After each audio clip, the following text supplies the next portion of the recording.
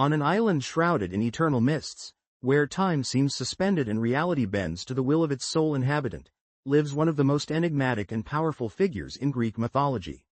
Circe is not just an ordinary sorceress, she is a minor goddess whose power rivals the Olympians themselves, but whose greatest curse is the eternal solitude she chose for herself after discovering that her gifts came with a price too terrible to bear. Born from the union between Helios, the radiant god of the sun who drives his golden chariot across the heavens each day, and Perseus, a mysterious oceanid nymph whose voice could calm the wildest storms, Circe inherited gifts that made her unique among the immortals. Her divine blood flowed with the power of both celestial light and oceanic depths, creating something unprecedented in the pantheon. While her brothers Aeetes and Perses became powerful kings ruling vast kingdoms, and her sister Pasiphae became the queen of Crete who would be cursed to fall in love with a sacred bull, Circe discovered something that made even the other gods tremble with fear. Pharmakia, the ancestral art of transforming the very essence of reality through plants and potions. Her power was not just magic, it was something far more dangerous. It was knowledge, deep, ancient knowledge about the hidden properties of every herb that sprouted from the earth, every root that twisted through the soil, every flower that bloomed under moonlight on her mystical island of Aiaia. Unlike her niece Medea, who depended on complex rituals, blood sacrifices, and lengthy incantations to achieve her magical feats, or her sister Pasiphae, whose powers remained bound by divine laws, Circe could alter the very nature of existence with frightening simplicity, needing only her voice, her will, and the right combination of natural elements. The island of Aiaia became both her kingdom and her prison, a place where she ruled absolutely but could never truly escape.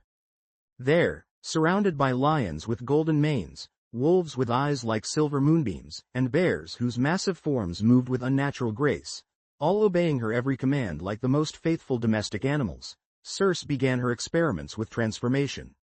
But these magnificent beasts that roamed her island guard a terrible secret. Many were once men who had challenged the goddess, attempted to conquer her by force, or simply arrived on her shores with impure intentions, now forever trapped in animal forms as punishment for their hubris. Circe's first great tragedy, the event that would shape her understanding of love and power forever, involved Glaucus, a sea god with skin like polished marble and hair that flowed like ocean currents, whom she fell madly in love with. But Glaucus's heart belonged entirely to SCYLLA, a breathtakingly beautiful sea nymph who rejected his advances.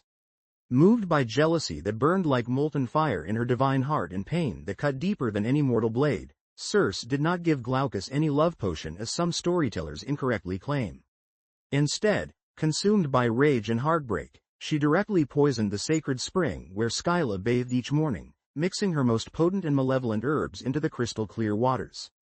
The result was catastrophic. SCYLLA transformed into the six-headed monster with snapping jaws that would terrorize sailors for centuries, creating the deadly strait alongside the whirlpool monster Charybdis.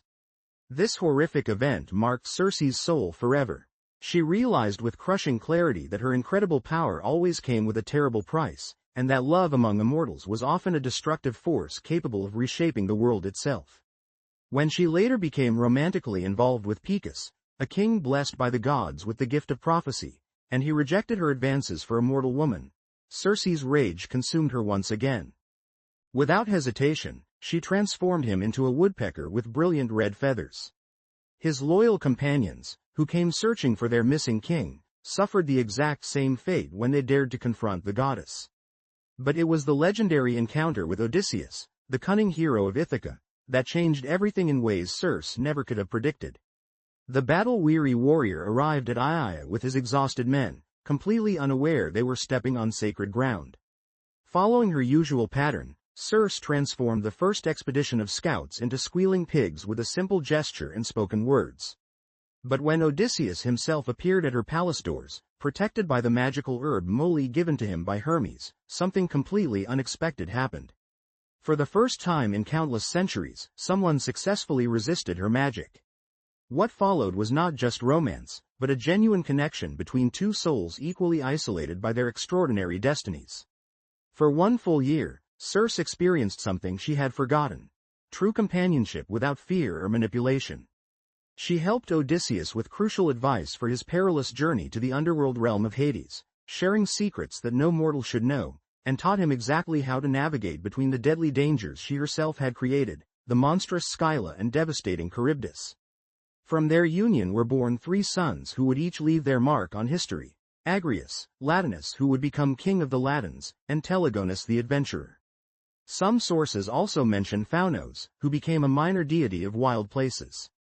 Telegonus, the most famous of her sons, would eventually found a city and, in one of fate's cruelest ironies, accidentally cause his own father's death years later when he arrived in Ithaca not knowing Odysseus was his father.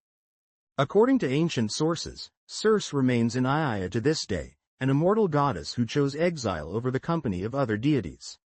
She commands powers capable of eclipsing the sun and moon, can transform entire expeditions with a single spell, and knows secrets that could reshape the world, but she carries the unbearable weight of all the transformations she has caused. Her story teaches us that even immortal beings must pay for their actions, and that the greatest power can become the source of the greatest solitude. This is CIRCE.